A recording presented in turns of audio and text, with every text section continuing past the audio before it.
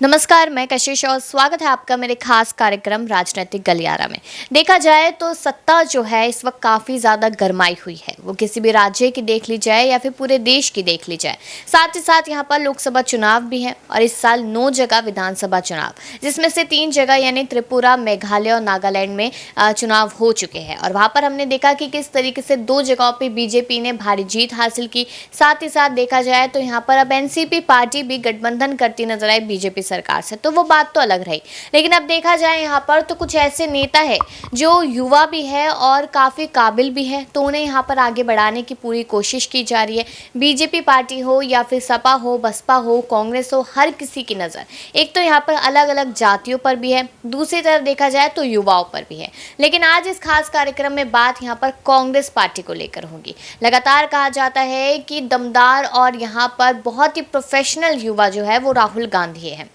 राहुल गांधी ने भारत जोड़ो यात्रा की, उसका असर तीनों राज्यों में कहीं भी देखने को नहीं मिला। अगर मिलता तो शायद कांग्रेस पार्टी जीतती, जिसको लेकर ज्योतिरादित्य सिंधिया ने यहाँ पर जमकर हमला बोला था राहुल गांधी पर। अब साथ ही साथ देखा जाए यहाँ पर तो बिहार में चुनाव होंगे, तो चुनावों को लेकर यहाँ पर स्टार प्रचारकों की लिस्ट भी जारी कर दी गई और युवाओं को ज़्यादा मौका देने की बात की गई। उसी में कन्हैया कुमार को भी मौका मिला है। कन्हैया कुमार वही जो भारत जोड़ो यात्रा में लगातार राहुल गांधी के साथ कदमताल करते नजर आ रहे थे और यहाँ तक कि उन्हें ये ओहदा भी मिल गया कि राहुल गांधी के छोटे भाई की तरह उनकी छवि लग रही है। साथ ही साथ जेएनयू के मामले से शुरुआत हुई थी उनकी जेल में, उसके बाद ना जाने कितना कुछ हुआ, लेकिन कांग्रेस पार्टी में आकर वो टिक गए। जिग्नेश मेवानी भी टिके रहे, लेकिन हार्दिक पटेल ने यहाँ पर साथ छोड़ दिया। तो तमाम तरीके की खबरें हैं यहाँ पर, तमाम तरीके की जानकारी है, तो इसी बात पर चर्चा करेंगे। और चर्चा करने के लिए हमारे साथ अबरार मौजूद है। तो देखा जाए अबरार, तो सवाल अभी भी तमाम तरीके के बने हुए हैं कि 2024 में आखिरकार किसकी सत्ता आएगी।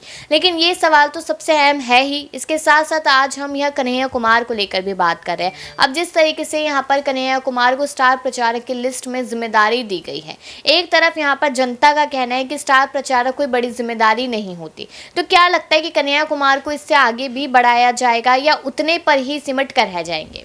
देखिए, कन्हैया कुमार जिस तरीके से इस समय कांग्रेस पार्टी के लिए लगातार मेहनत कर रहे हैं और कहीं ना कहीं ऐसा माना जा रहा है कि आने वाले समय में अगर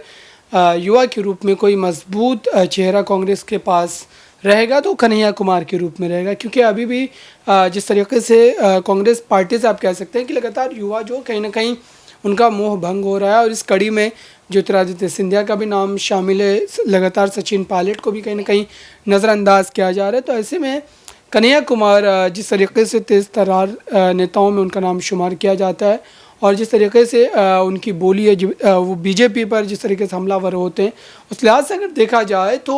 उनका जो भविष्य वो काफ़ी ज़्यादा उज्ज्वल नज़र आता है कांग्रेस पार्टी में। और 2024 में ये तय माना जा रहा है कि उन्हें फिर से एक बार बेगूसराय सीट से जो है टिकट दिया जा सकता है। क्योंकि इस पर अगर देखा जाए तो स्थिति बिल्कुल अलग है, क्योंकि वो कांग्रेस पार्टी में है और कांग्रेस पार्टी खुद बिहार में जो है गठबंधन सरकार का हिस्सा है। तो ऐसे में हो सकता है कि उस सीट पर जो है कन्हैया कुमार को महागठबंधन की तरफ से उम्मीदवार बनाया जाए और उसके बाद ये लगभग तय माना जाएगा कि वो उस सीट को जो है वो जीतते हुए नजर आएंगे। क्योंकि वहाँ पर बीजेपी की तरफ से गिरिराज सिंह जो है वो चुनाव लड़ते हैं और पिछली बार के अगर आंकड़ों से समझने की कोशिश करें तो जो वोटों का आंकड़ा था वो कहीं ना कहीं जो है कन्हैया कुमार जो है कम्युनिस्ट पार्टी में थे और तब उन्होंने उसी पार्टी से चुनाव लड़ा था। इस वजह से महागठबंधन के जो उम्मीदवार थे वहाँ पर डॉक्टर तनवीर हसन, उन्होंने जो जितने वोट हासिल किए थे लगभग उतनी ही वोटों से जो है कन्हैया कुमार को हार का सामना करना पड़ा था। तो अभी इस बार ऐसा लग रहा है कि कांग्रेस पार्टी गठबंधन में हिस्सा होने के नाते हो सकता है कि इस बात के लिए और सीट को जो है हासिल करने के लिए नीतीश कुमार और आरजेडी के सामने प्रस्ताव रखे कि कम से कम बेगूसराय सीट पर कन्हैया कुमार को जो महागठबंधन की तरफ से उम्मीदवार बनाया जाए। क्योंकि अगर देखा जाए तो यहाँ पर नीतीश कुमार भी कहीं ना कहीं राहुल गांधी को संदेश भेजते नजर आए थे और यहाँ पर पूरे विपक्ष को एक साथ इकट्ठा करने की बात करते भी नजर आए। लेकिन वही दूसरी तरफ देखा जाए तो यहाँ पर मोदी सरकार पर लगातार हमलावर होते हुए नजर आते कन्हैया कुमार। यहाँ पर उन्होंने कहा कि ऐसा पीएम नहीं होना चाहिए, लोकतंत्र खतरे में है। यही बात आदित्य ठाकरे ने भी कही थी, यही बात तमाम तरीके के नेता और भी नेता कहते नजर आए। तो यहाँ पर अगर 2024 की तरफ देखा जाए तो जिस तरीके से लोकतंत्र खतरे में है, ये यहाँ पर एक टैगलाइन बन चुकी है विपक्षी पार्टियों की। तो ये कितना ज़्यादा यहाँ पर प्रभावी रहेगा, क्योंकि मोदी सरकार पूरी कोशिश कर रही है कि यहाँ पर हमारी सत्ता आए, हमारी सरकार आए। और एक तरफ केशव प्रसाद मौर्य ने भी यहाँ पर संदेश भेजा राहुल गांधी को कि 400 पार सीटें हमारी आएगी। तो क्या लग रहा है 2024 को देखकर कि विपक्ष एकजुट होगा, नहीं होगा? देखिए, विपक्षी एकजुटता को लेकर के राहुल गांधी ने कई बड़े कदम उठाए, लेकिन अभी तक जिस तरीके से विपक्ष में जो है बिखराव नज़र आता है, तो इससे ये कहीं ना कहीं जो है उनकी उम्मीदों पर पानी भी फिर सकता है कि फिर से एक बार जो सत्ता में वापसी को लेकर के राहुल गांधी या विपक्ष के कई बड़े नेता जो जतन करते नजर आते हैं, उन्हें हो सकता है कि निराशा हाथ लगे। लेकिन ये बात तय है कि जिस तरीके से भारतीय जनता पार्टी की सत्ता आई है और जो है केंद्रीय एजेंसियों का दुरुपयोग किया गया, खास करके जो आरोप लगाए जाते हैं विपक्षी नेताओं के द्वारा कि लगातार जो है विपक्षी नेताओं के घरों पर जो है CBI CID के जो है छापे मरवाए जाते हैं, ED के छापे मरवाए जाते हैं। तो इस लिहाज से अगर देखा जाए तो कहीं ना कहीं ये बात तय है कि राजनीतिक रूप से कहीं ना कहीं किसी भी जो है सियासी दल की बात करें जब वो सत्ता में होती है, तो इस तरीके से जो है केंद्रीय एजेंसियों की बात करें या फिर राज्य की एजेंसियों की बात करें, इसका इसी तरीके से जो है इस्तेमाल किया जाता है। वो कांग्रेस की भी सरकारों में हुआ करता था, लेकिन अभी अगर देखा जाए तो कहीं ना कहीं उसमें एक जो है इजाफा ज़रूर देखने को मिला है और इसी वजह से विपक्ष के द्वारा लगातार इस तरीके के आरोप लगाए जाते हैं। लेकिन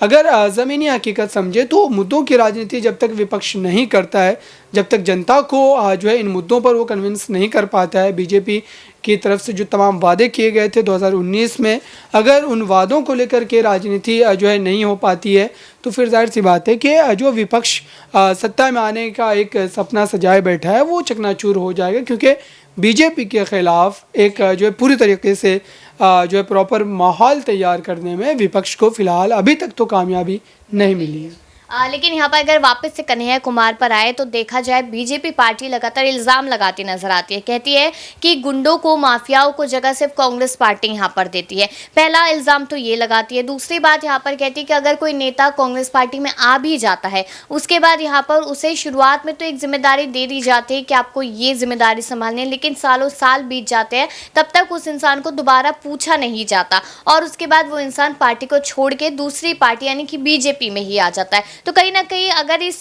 पूरे सेंटेंस में कन्हैया कुमार को रखा जाए तो कन्हैया कुमार को भी स्टार प्रचारक बनाया गया, जिम्मेदारी दे दी, सालों साल अगर उन्हें याद नहीं किया जाता तो क्या वो भी इस तरीके का कदम उठा सकते हैं? और जो इल्ज़ाम यहाँ पर गुंडों, माफियाओं को लेकर लगाया गया है, क्या वो माना जाए यहाँ पर कि कांग्रेस ऐसा कुछ करती है? देखिए, ये लगातार जो है राजनीतिक आरोप के तौर पर जो है देखा जाता रहा है कि जो NCRB का डेटा है या चुनाव आयोग का जो डेटा है, उस लिहाज से अगर देखा जाए तो लगभग सभी पार्टियों में इस तरीके के जो है व्यक्ति जो है नेता मौजूद हैं और ये एक तरीके से आप कह सकते हैं कि राजनीतिक आरोप मात्र भर है, क्योंकि कोई भी पार्टी इससे अछूती नहीं है। जिस तरीके से लगातार जो है इस तरीके से सियासी दल जो एक दूसरे पर आरोप लगाता है और कहीं ना कहीं जो है खुद की या फिर पार्टी की छवि को जो है दुरुस्त करने की कोशिश की जाती है, लेकिन आंकड़े जो बताते हैं वो ये बताते हैं कि तमाम जो सियासी दल है, चाहे वो कोई भी पार्टी हो, बीजेपी हो, आप हो, कांग्रेस हो, समाजवादी भी हो, तमाम पार्टियों में इस तरीके के जो तत्व हैं वो मौजूद हैं और तमाम पार्टियां जब अपनी बारी आती है तो कहीं ना कहीं वो खामोशी इख्तियार कर लेते हैं। तो ये तमाम चीज़ें बतलाती है कि राजनीतिक रूप से जो इस समय जो है आरोप दर आरोप जो लगाए जा रहे हैं एक दूसरे पर, ये सब जो है चुनाव को कहीं ना कहीं जहन में रख करके किया जा रहा है और जनता को कहीं ना कहीं लुभाने की कोशिश की जा रही है। लेकिन देखना होगा कि मुद्दों की राजनीति में कौन बाजी मार पाता है और वाकई कांग्रेस पार्टी का बीजेपी के खिलाफ एक अच्छा जो है विकल्प खुद को जो है पेश कर पाती है जनता के बीच में, और जनता क्या उनके साथ खड़ी नजर आएगी, देखना होगा। शुक्रिया अब्रार। अब कहीं ना कहीं देखा जाए यहाँ पर उस कार्यक्रम के तहत हमने आपको यही बताया कि एक तो कन्हैया कुमार युवा नेता है, तो शायद भी यहाँ पर कांग्रेस पार्टी उन पर दाव लगा सकती है, खेल सकती है उनके नाम पर, यहाँ बीजेपी को नुकसान करा सकती है। दूसरी तरफ देखा जाए तो बीजेपी भी शांत नहीं बैठ रही, क्योंकि 2024 के लिए बड़े दावे कर चुके हैं 400 पार सीटों को लेकर। अब अपनी राय इस पर जरूर दीजिएगा और बाकी ऐसी खबरों के लिए देखते रहिए नेक्स्ट 9।